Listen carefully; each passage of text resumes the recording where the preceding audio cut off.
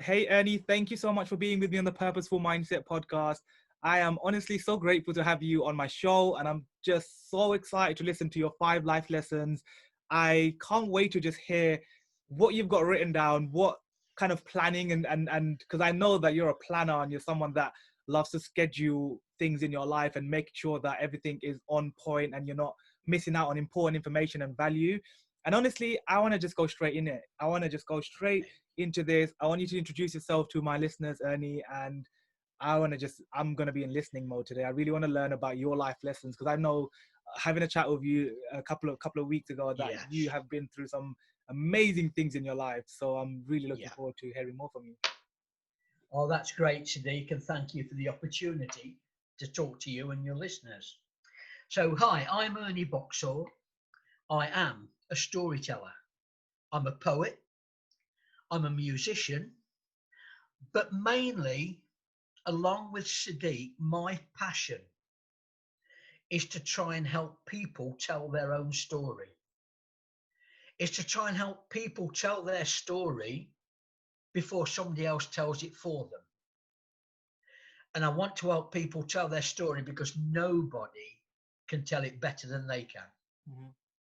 And I found in business that so many people let great opportunities go because they're uncomfortable speaking to a live audience. And they're even more uncomfortable speaking to that Camera. lens. Hmm.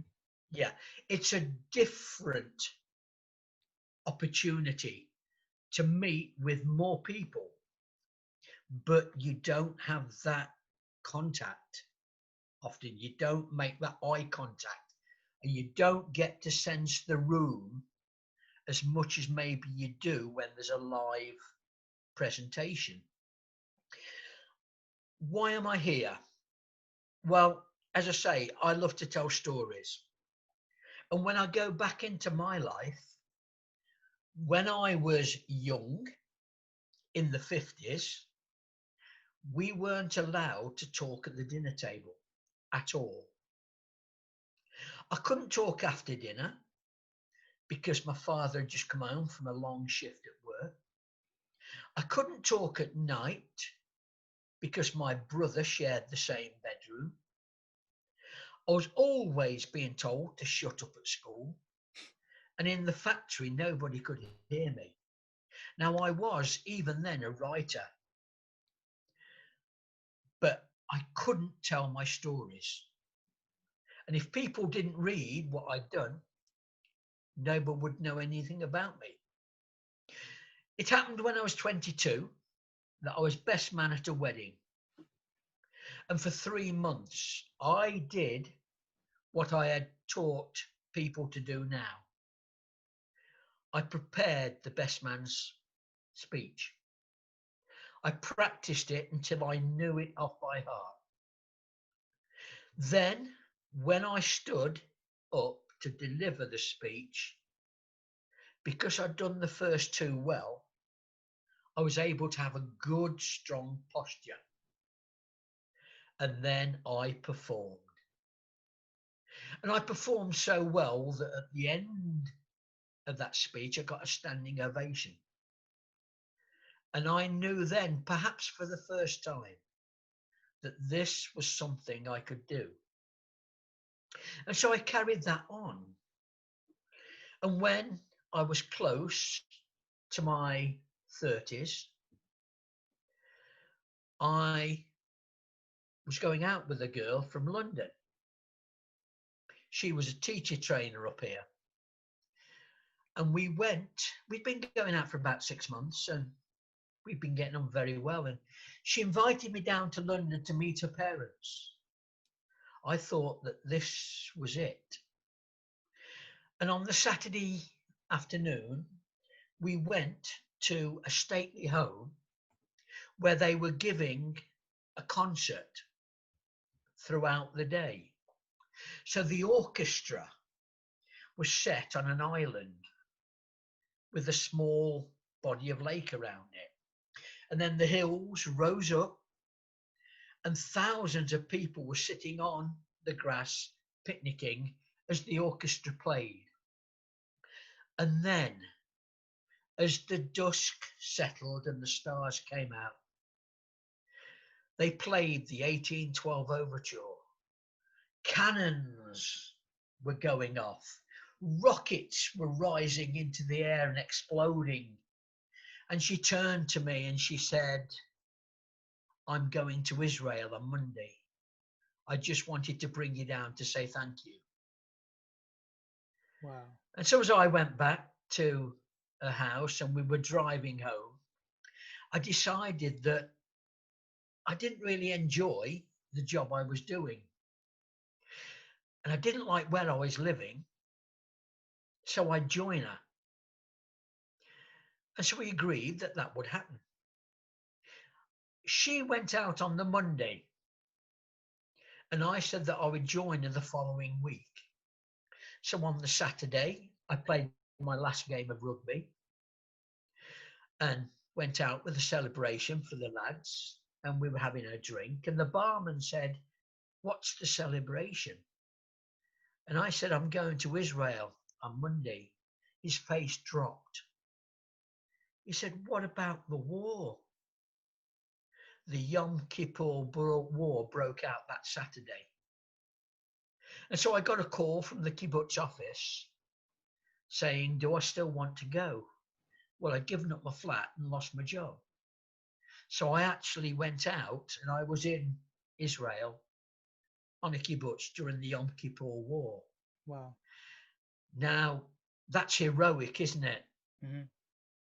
Unfortunately, my girlfriend was sent to a kibbutz in the north on the Lebanese border where she was attacked most days. I was sent to a kibbutz just north of Eilat.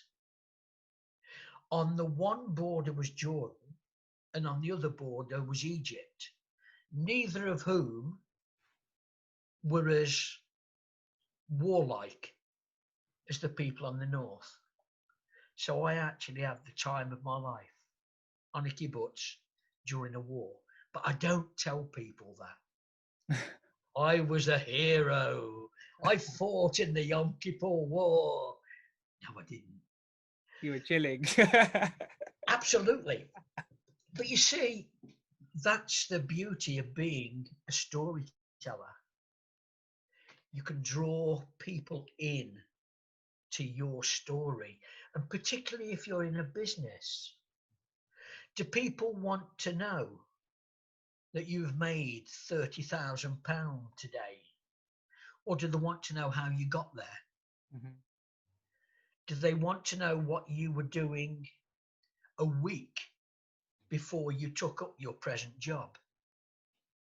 How did you get from where you were to where you are? That's what people want to know. And I think that's what being a storyteller can help people do. Mm-hmm. And that's what I've been doing now for about 3 or 4 years, as I call it ErnieSaid. ErnieSaid, I like it. Yep. That's amazing. I love it. And that story that you just shared, I'm sure everybody's just listening or watching this on YouTube right now thinking, wow, this guy is really good at telling a story, because we were like, we were eavesdropping. We were just like, oh my days, it's like the suspense that you were building each moment makes you want to like, what's next? What's next? What's he going to say? He went to Israel? What did he do after that? So I really like the way that your style of how you do that. The beauty, the advantage I've got, Sadiq, is that I've got many stories. I'm an old man. I've got many stories. Still look young and beautiful to me, Ernie. Absolutely. I feel 18. I love it. I have got so many stories that, if you know Toastmasters at all. Yes, I do. Toastmasters International. Mm-hmm. They have a sector called Table Topics. Yep. Where you're given a subject to talk about for 2 minutes, mm-hmm. and you have to think about it from your chair to the podium. Yep. To be honest, Sadiq, it's easy. Yeah. Because I've got a lifetime of stories to trace back on. Mm-hmm. And so I do quite well at speaking off the cuff. Yeah. I remember I did that actually because I've been to a couple of Toastmasters events in Yeah, London, and yeah, they literally grabbed me and said, "You're gonna go and speak." I was like, "Go for that's it. it. I'm happy. Yeah, Like I don't mind. I love talking off straight from the heart, you know." yes. And they gave me a topic. Can And you imagine somebody who got anxious? and I've seen And I it think with my own eyes. that's our passion, both of us, Hmm. is to get to those people and to prove to them, as I say, we've all got a story. Yeah. Monks, Buddhas have a story. Hmm. It's just whether or not we tell it well enough for people to be interested in us. 100%. So true. And you've asked me to write down my five takeaways, maybe, Yeah. from my life. So my first takeaway is that only since I've started telling stories, only over perhaps the past 10 years have I taken responsibility for where I am now. All my decisions, all of the turns I took in a road have brought me to where I am now.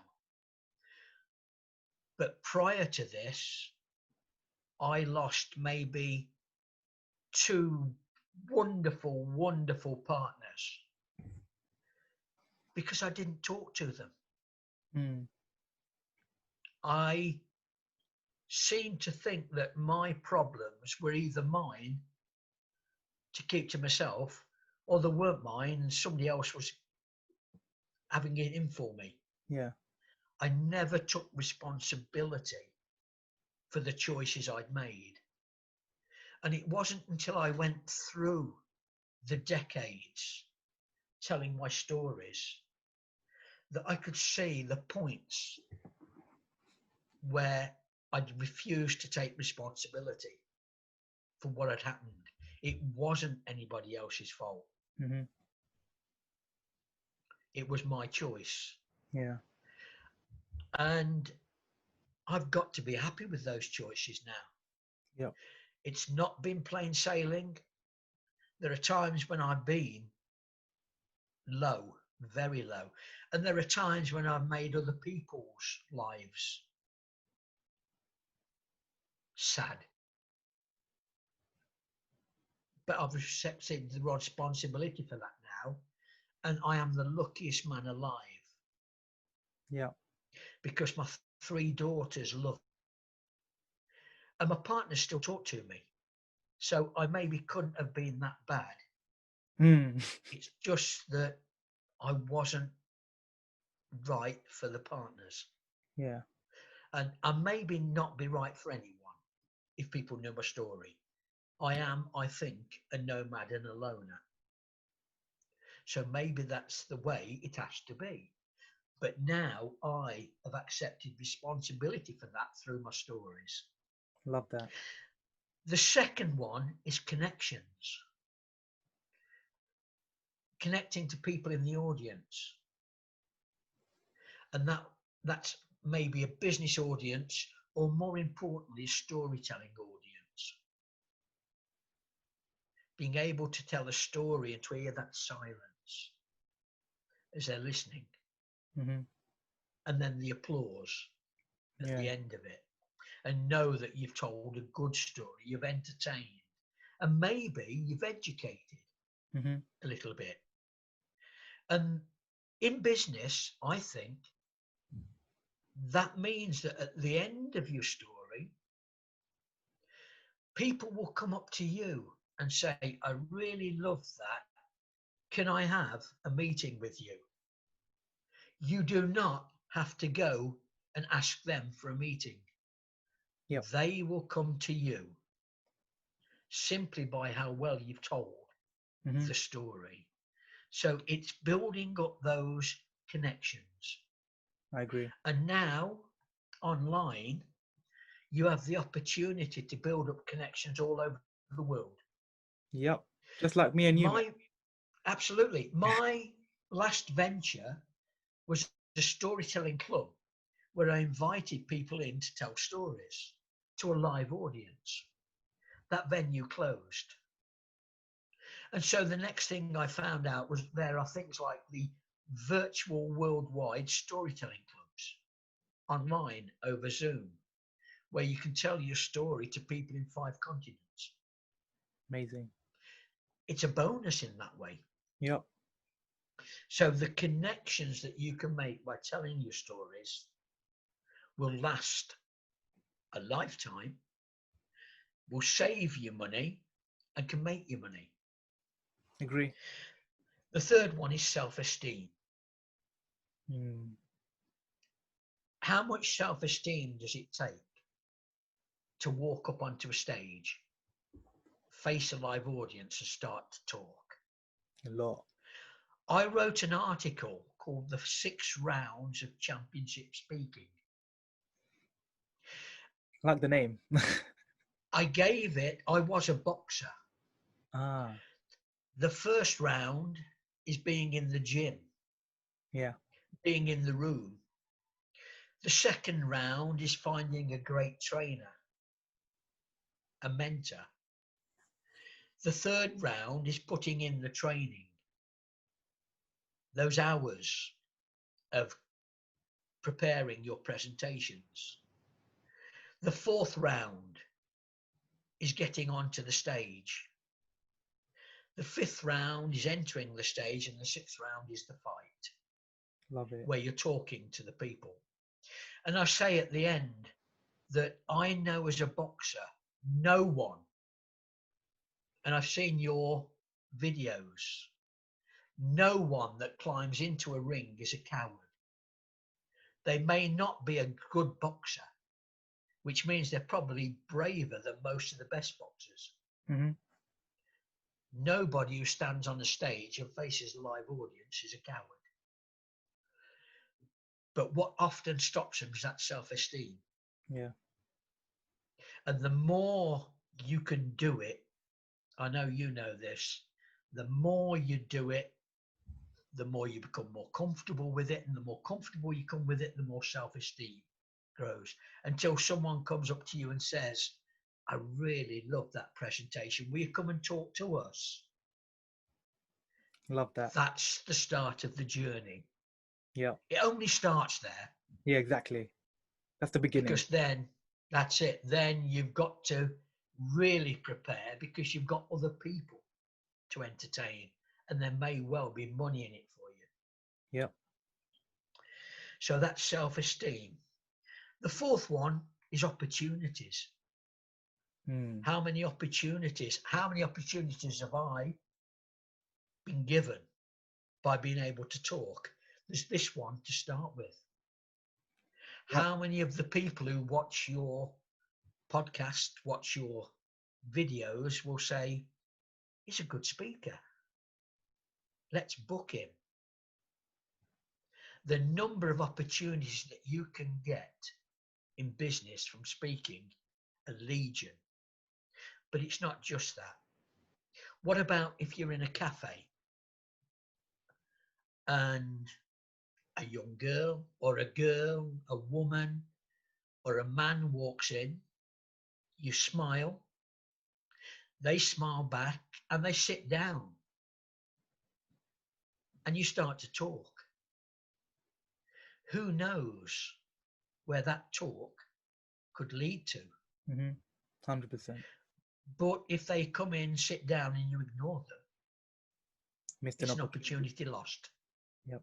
Yeah. So that's the fourth one, leads to opportunities. The fifth one is, we talked about gratitude. I'm grateful for all the people that have spoken before me, because I've tried to take a little bit from them. I'm grateful for all the people that have listened to me. Particularly when I was building the storytelling up, I'm grateful for the people who came to the event and who spoke at the event. I'm grateful for the man that gave me the location. And I think we have to remember that all the time. There's a wonderful Native American quote, and it goes something like, I have noticed that in any great adventure, no man has started alone. Now, we know in these times it's no woman either. Mm-hmm. They're all men, women. We are now all on an adventurous journey, Yeah, particularly this year, because definitely. who knows where this is going to lead. It doesn't matter whether you're a man or a woman. What happens to you over the next 6 months will change your life. You Definitely. might gain a job, but you might lose one. The one you lost, you might gain a better one. So it's just however you approach whatever's going to happen to you now, because none of us know. Yeah, It's mindset, definitely. it's attitude. And that's, to me, is what speaking can bring out. It's certainly what's brought out on me. I love that. So So powerful. that they are my 5 lessons that I've learned from speaking. I love them, Now, Ernie. Honestly, I really connected with all of them yeah, a lot, I and thought you would. I could relate to every single one of them. As you was kind of sharing them, I was just like, yeah, yeah, I Yeah. remember that, and little stories. And and something that I've realized in my life as well is when you do start, you were talking about networking and connecting with Yes. people. I think, to be honest with me, if to be honest with you, if I had zero right now, like if I had nothing in the world, like no money, Yeah. no family, like if I had nothing right now, I think the only skill or the only thing that I would love to just keep that I have right now is just that passion Yeah. and that purpose that I have, that when it comes to networking, when it just comes to saying hello, like you said, in the cafe and smiling at someone and starting That's that it. conversation. Because if I didn't send that message to you on LinkedIn, we wouldn't have. Yeah. If I didn't go and speak to that person a couple of years Yes. ago, in the Yes. hotel lobby when I met my friend on the 12th Yeah. of September 2014, if I didn't go and meet him, I would have missed out on an opportunity that brought me to where I am today. I think that's one lesson we've got to get over, Sadiq, is understand that you're going to make 1,000 choices, Yeah, a million choices today.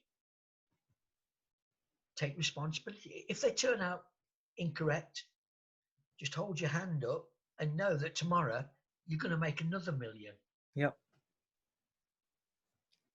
But those choices, what we do in a second, could change our lives. Do we definitely. turn right or left? When I was just moving into Coventry, I moved into Coventry for the first time and I went shopping at a shopping centre. When I came out, I got to an island. I couldn't remember whether to turn left or right to go home. I turned left. It was the wrong turn. But it took me past Warwick University where they were advertising Tai Chi. I took up Tai Chi, and 2 years later, I took up Shiatsu, and I'm qualified in both. Hmm. If I'd have turned right, I wouldn't be here now. So true. You'd have missed out on those Yeah. amazing skills, life skills that you've got today. And if people can understand that, and maybe when they get home at night, write down, oh, this happened today. I turned right instead of left and saw that sign. And I think that's the start of where people can write a book, Hmm. Agree. a journal, Journal. get it down there. Love Because it. when you're 70, you might be doing what I'm doing now, talking about it. Yep. And it's the most powerful story you can ever tell. That's it. Real life The story. greatest story ever told is Yep. yours. Is yours. I love that. Amazing. All right, Ernie, I want to ask you something because at the end of the show, I always ask my guests this Yes. little bit more deeper question, but it's going to be fun with you because I know we had a conversation earlier on about how you applied for 2 TED events right before, and both of Yes. them you got declined, right? They didn't accept you for both. But let's just say, for the sake of this podcast, that let's just say I was hosting a TEDx one day. So Yeah. one day in the future, Sadik's hosting this big TEDx. He's inviting speakers from all of his network. He's looking at who wants to invite. He's like, Ernie's there, 100%. Ernie's coming. He's one of the speakers. I reach out to Ernie. You come and speak at this TEDx event, and you have all your all Yeah. your content prepared, and you're ready, and you're fired up and confident as ever as you are, and you go up onto the TEDx stage or the TED stage, and you're giving your talk, and you gave a phenomenal storytelling talk, and you left the whole crowd like absolutely like gobsmacked, like, wow, this Yeah. man's life story is just amazing and deep, and we've learned so much. And just imagine, for the sake of numbers, there's around 90,000 people at my event. 90,000, Yeah. like a what, Yeah. 180,000 eyeballs. Yeah. Let's say that at the end of the event, everybody is silent because you said something super deep, and the whole crowd goes quiet, and they're just listening to what you're about to say next, because that sense of urgency has built up. And you're going to say one sentence that's going to leave them to ponder on for the rest of their life. And you know, this one sentence, they're never going to forget you because of this sentence. What would that one sentence for you be? My life began at the Big Bang. My life will end at the last breath. Enjoy what's in between. Wow, I love it. Could you a few more sentences add on to that, just Okay. to give them a... Yeah. The Big Bang started everything. It gave us all the atoms, all the molecules, all the elements that we are. And through the ages, through the aeons, our ancestors have walked the earth, have sailed the oceans, have had adventures, and have told the stories. Our mothers and fathers gave birth to us, and they gave us a story before we were born. And we gave a story to our daughters and our sons. And that story won't end when we die, because the stories will continue on afterwards. Powerful. Honestly, I love that. It just hit me deep in the heart. I'm just like thinking about that now. That is really good. I love this. That was so powerful, and I love it.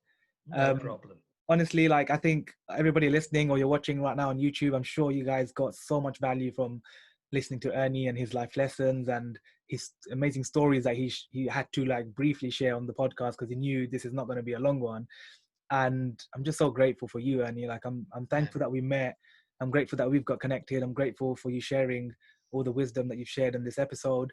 Is there Thank you, Sadiq. is there anything that you want to leave on a last note before I get you to kind of share your details with everyone so they can go reach out and message you? I just go back to the first sentence, Sadiq. Everybody's got a story. Mm-hmm. Tell it before somebody else does.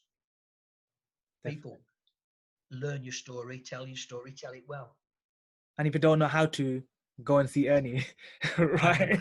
He's the man. He will teach you how to craft your story. He'll teach you how to tell better stories, and more importantly, he's got the most life experience in all of us. So he's definitely going to be the right person to reach out to. So Ernie, where can they go and find you? I will link all your social media links. I know mainly LinkedIn is your favorite platform, but I will link everything in the description on YouTube and all over the podcast. But for you to just share with them. Well, certainly, I'd welcome them coming to my website, www.ErnieSaid.info. That's ErnieSaid.info.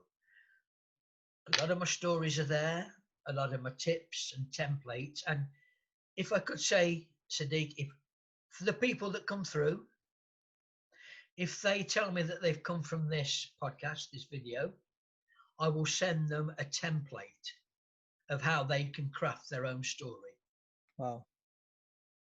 Take advantage, people. Take advantage, guys. Like, if you're listening to my podcast right now and you listen and you tune in every single week, be sure to go and reach out to Ernie. Like you said, you're gonna get. It's gonna send you a template on how you can get started with your story. I know so many of you guys. You watch and you listen to my content, and you're always looking for ways to grow and better your mindset and learn how to be a better public speaker or just a storyteller. So go and reach out to Ernie and take advantage of what he's going to share with you, because as he said earlier on in the show, take advantage of the opportunities that come into your life, and this is one of them. So go and reach out to Ernie. He doesn't bite you, I promise you. He's one of the most amazing, kindest man you're going to ever reach out to. So go and reach Marvelous. out and ask him for help. He'll gladly help you. He'll give you so many tips.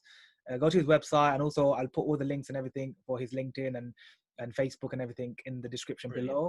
below. One last sentence to end the show, Ernie. I'm grateful, Sadiq. I'm grateful to you. I'm grateful to the people who will look in. Awesome. It's been a great half an hour. I And I likewise. hope we can keep in touch. 100% for sure. And when things calm down with the COVID, we'll be Yeah, sure in the future to meet at some event, to host we another will do. event, and for sure we'll be speaking on stage together someday soon, Ernie. We will. But thank you for being on my show and for sharing your wisdom and everything. I'm Real honestly super pleasure. grateful to you. And yeah, I hope you have an amazing rest of your evening, and I'll catch up with you soon. Take care, Sadiq. Take care to your people. Thank you.